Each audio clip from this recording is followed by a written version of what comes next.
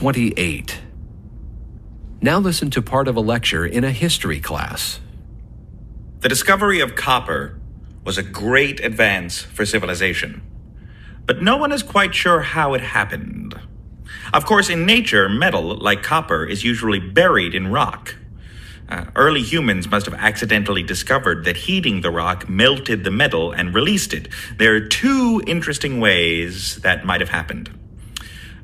One relates to the use of primitive campfires. Once humans figured out how to control fire for light and heat, they knew that they needed to keep their fires confined.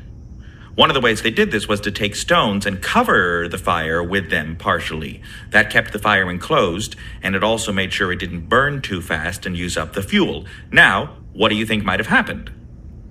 Some of those stones contained copper, and before the fire died down, it was hot enough to melt the copper out of the stones. When people went back to the fire after it had burned out, they discovered small pieces of shiny metal that had melted out and cooled. There's a second possibility that relates to pottery. Early humans discovered how to make pottery before they learned how to use copper. Of course, to make pottery, you have to bake it in an oven, right? Well, some societies got into the habit of decorating their containers with colored stones before baking them.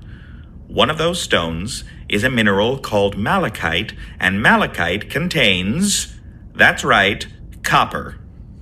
The hot temperature inside the oven released the copper metal from the other ingredients, and when the people took their pottery out of the oven, they found pieces of copper at the bottom.